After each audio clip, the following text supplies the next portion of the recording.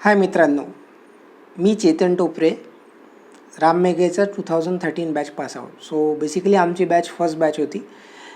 इथे मी आज तुमच्यासमोर अभ्यासाचं महत्त्व आणि अप्लिकेशन ऑन फील्ड या बाबतीत मला बोलायचं आहे.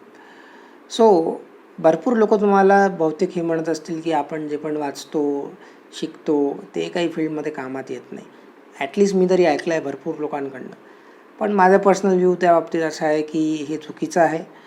आणि ॲटलिस्ट सिव्हिल इंजिनिअरिंगमध्ये आपण जे पण काही शिकतो ते मला आजपर्यंत तरी मला सगळ्याच्या सगळं ती गोष्ट अप्लिकेबल आहे बाहेर हीच दिसलेली आहे. सो ही गोष्ट नेहमी लक्षात घ्या की आज तुम्ही जे पण शिकत आहात, होऊ शकतं की तुमची मॅच्युरिटी तितकी नाही आहे, कारण नसते आपली ॲज अ स्टुडंट म्हणून, माझी पण नव्हती. सो आपण तेव्हा शिकतो, आपल्या डोक्यावरनं जातं किंवा आपल्याला असं वाटते कायच कामाचं किंवा इतकं काय थोडी करणार आहे, सॉफ्टवेअर राहतात आजकाल, असा आपण सगळा विचार करतो. आणि असतं पण तसं, पण अदरवाईज बाहेर या गोष्टीचं नॉलेज सगळं बेसिक्स जे आहे, सॉफ्टवेअर पण म्हटलं तरी त्याचं बेसिक जे आहे, आज जे तुम्ही शिकत आहात त्याच बेसिसवर बनलेलं आहे.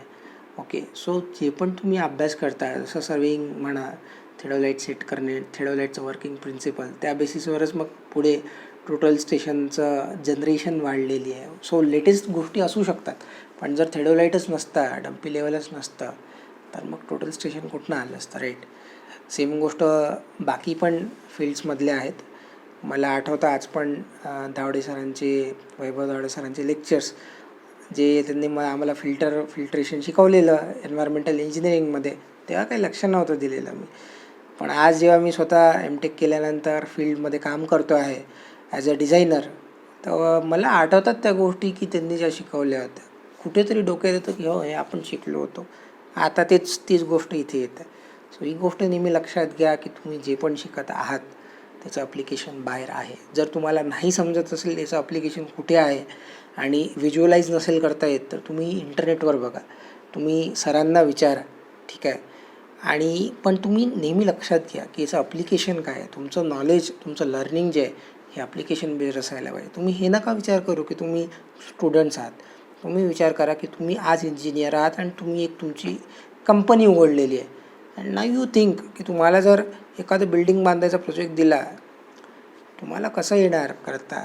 तुम्हाला एस्टिमेशन लागणार, ठीक आहे, तुम्हाला स्ट्रक्चरल डिझाईन लागणार, तुम्हाला बिल्डिंग मटेरियल्स लागणार, बिल्डिंग प्लॅनिंग ड्रॉईंग लागणार, या सगळ्या गोष्टीचं नॉलेज व्यवस्थित लागणार, त्यावेळेस तुम्ही एक्झिक्यूट करू शकाल.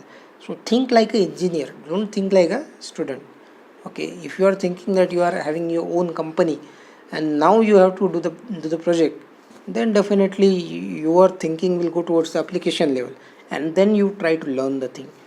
That way you can learn faster and in a better way. This thing applies for every subject. So I hope ही गोष्ट तुम्हाला समजलेली असेल किंवा तुम्ही त्याला समजण्याचा तरी प्रयत्न करावा अशी माझी इच्छा आहे. आणि हे जे नवीन सत्र सुरू होतं आहे, एक अप्लिकेशन बेस्ड लर्निंगवर फोकस ठेवून तुम्ही पुढे जावं, तर तुम्हाला शिकण्यात पण मजा येणार आणि पुढे तुमच्या आयुष्यात ही गोष्ट नेहमी कामात येणार. काही पण प्रश्न असल्यास तुम्ही मला कॉन्टॅक्ट करू शकता. माझा फोन नंबर आहे 956111000209. नमस्कार.